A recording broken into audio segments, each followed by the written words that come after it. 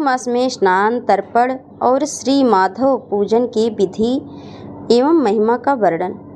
अम्बरीश ऋषि से नारद जी ने कहा, साधु श्रेष्ठ सुनो, वैशाख मास में जब सूर्य मेष राशि पर चले जाएं तो किसी बड़ी नदी में, नदी रूप तीर्थ में, नद में, सरोवर में, झरने में, देवकुंड में, स्वतः प्राप्त हुए किसी भी जलाशय में, बावड़ी में अथवा कुएं आदि पर जाकर नियम पूर्वक भगवान विष्णु का स्मरण करते हुए स्नान करना चाहिए। स्नान के पहले इस श्लोक का उच्चारण करना चाहिए, जो कि हिंदी में है। मधुसूदन माधव मास आपको विशेष प्रिय है, इसलिए इसमें प्रातः काल करने से आप शास्त्रोक्त फल के देने वाले हो और मेरे पापों का नाश कर दें। इस प्रकार कहकर मौन भाव से उस तीर्थ के किनारे अपने दोनों पैर धो लें। फिर भगवान नारायण का स्मरण करते हुए विधि पूर्वक स्नान करें। स्नान की विधि इस प्रकार है। विद्वान पुरुष को मूल मंत्र पढ़कर तीर्थ की कल्पना कर लेनी चाहिए। ओम नमो नारायणाय, यह मंत्र ही मूल मंत्र कहा गया है। पहले हाथ में कुश लेकर विधि पूर्वक आचमन करें तथा मन और इंद्रियों को संयम में रखते हुए बाहर भीतर से पवित्र रहें। फिर चार हाथ का चौकोर मंडल बनाकर उसमें निम्नांकित इन मंत्रों का भगवती गंगा जी का आवाहन करें। अगर यह मंत्र आप हिंदी में कह सकते हैं। गंगे, तुम भगवान श्री विष्णु के चरणों से प्रकट हुई हो। श्री विष्णु ही तुम्हारे देवता हैं, इसलिए तुम्हें वैष्णवी कहते हैं। देवी, तुम जन्म से लेकर मृत्यु तक समस्त पापों से मेरी रक्षा करो। स्वर्ग, पूर्व, पृथ्वी और अंतरिक्ष में कुल 3.5 करोड़ तीर्थ हैं, ऐसा वायु देवता का कथन है। माता जाह्नवी, वे सभी तीर्थ तुम्हारे अंदर मौजूद हैं। देवलोक में तुम्हारा नाम नंदिनी और नलिनी है। इनके सिवा दक्षा, पृथ्वी, वियतगंगा, विश्वकाया, शिवा, अमृता, विद्याधरी, महादेवी, लोक प्रसादिनी, क्षेमंकरी, जाह्नवी, शांता और शांति प्रदायिनी आदि तुम्हारे अनेकों नाम हैं। स्नान के समय इन पवित्र नामों का कीर्तन करना चाहिए। इससे त्रिपथगामिनी भगवती गंगा उपस्थित हो जाती हैं। 7 बार उपरोक्त मंत्रों का जो भी हमने कहा जप करके संपुट के आकार में दोनों हाथों को जोड़कर उसमें जल लें और 4, 6 तथा 7 बार मस्तक पर डालें। इस प्रकार स्नान करके पूर्ववत मृतिका को भी विधिवत आमंत्रित करें और उसे शरीर में लगाकर नहा लें। मृतिका को अभिमंत्रित करने का मंत्र इस प्रकार है। वसुंधरे, तुम्हारे ऊपर अश्व और रथ चला करते हैं। भगवान श्री विष्णु ने भी वामन अवतार धारण करके तुम्हें एक पैर से नापा था।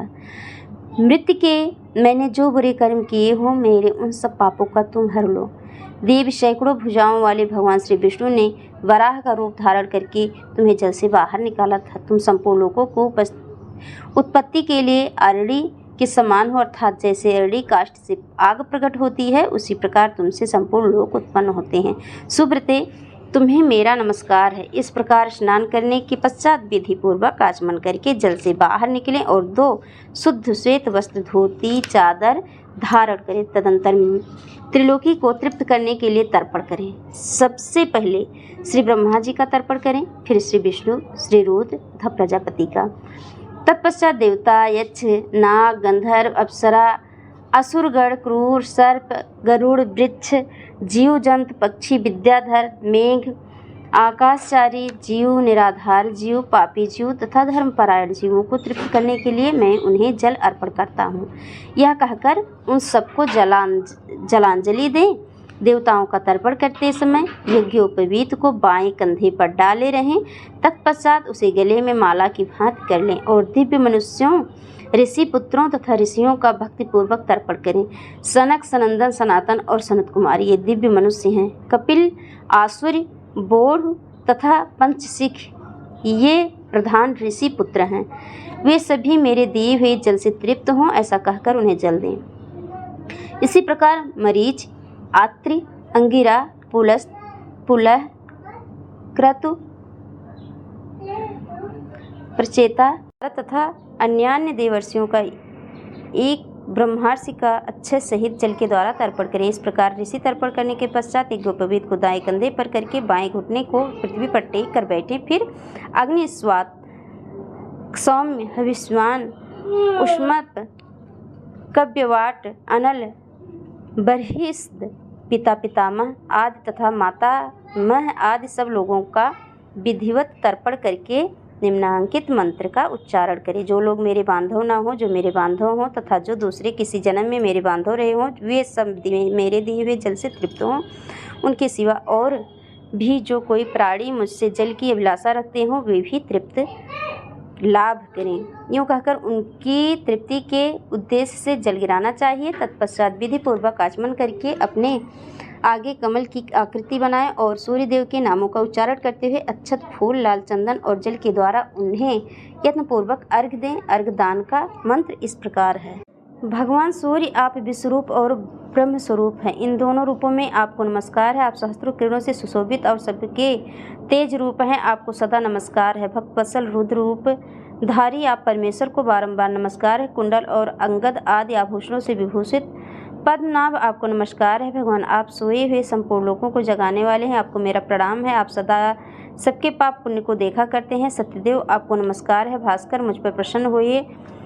सूर्यदेव, आपको नमस्कार है। प्रभाकर, आपको नमस्कार है। इस प्रकार सूर्यदेव को नमस्कार करके 7 बार उनकी प्रदक्षिणा करें। फिर द्विज, गौ और सुवर्ण का स्पर्श करके अपने घर में जाएं। वहां आश्रमवासी अतिथियों का सत्कार तथा भगवान की प्रतिमा का पूजन करें। राजन, घर में पहले भक्तिपूर्वक चितेंद्रिय भाव से भगवान गोविंद की विधिवत पूजा करनी चाहिए।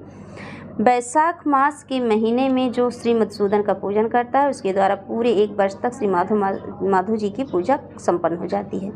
वैशाख मास आने पर जब सूर्यदेव मेष राशि पर स्थित हों, तो श्री केशव की प्रसन्नता के लिए उनके व्रतों का संचय करना चाहिए। अपने अभीष्ट की सिद्धि के लिए अन्न, जल, शक्कर, धेनु तथा तिल की धेनु का दान करना चाहिए। इस कार्य में धन की कंजूसी उचित नहीं है। जो समूचे वैशाख भाव से रहता है, भगवान के नाम जपता और हविष्य भोजन करता है, वह सब पापों से मुक्त हो जाता है। जो वैशाख मास में आलस त्याग कर एक भुक्त नत व्रत अथवा आयाचित व्रत करता है, वह अपनी संपूर्ण अभीष्ट वस्तुओं को प्राप्त कर लेता है। वैशाख मास में प्रतिदिन 2 बार गांव से बाहर नदी के जल में स्नान करना चाहिए।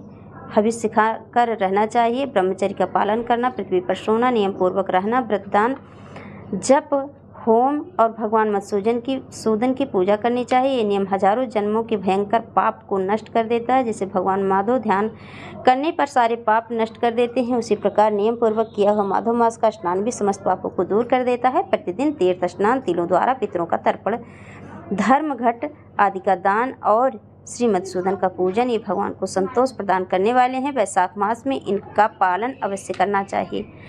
वैशाख मास के बहुत ही मुख्य और प्रमुख दान। वैशाख मास में तिल, जल, सुवर्ण, अन्न, शक्कर, वस्त्र, गौ, जूता, छाता, कमल या शंख तथा घड़े, इन वस्तुओं का ब्राह्मणों को दान करें। तीनों संध्याओं के समय एकाग्रचित होकर विमल स्वरूपा साक्षात भगवती लक्ष्मी के साथ परमेश्वर श्री विष्णु का भक्तिपूर्वक पूजन करें। सामायिक फूलों और फलों से भक्तिपूर्वक हरि की पूजा करें। तत्पश्चात यथाशक्ति ब्राह्मणों को भी पूजा करनी चाहिए।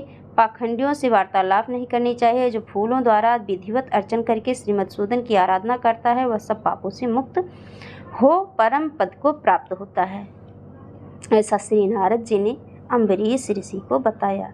इसके आगे की कथा जानेंगे अगले वीडियो में। तब तक के लिए जय माता दी।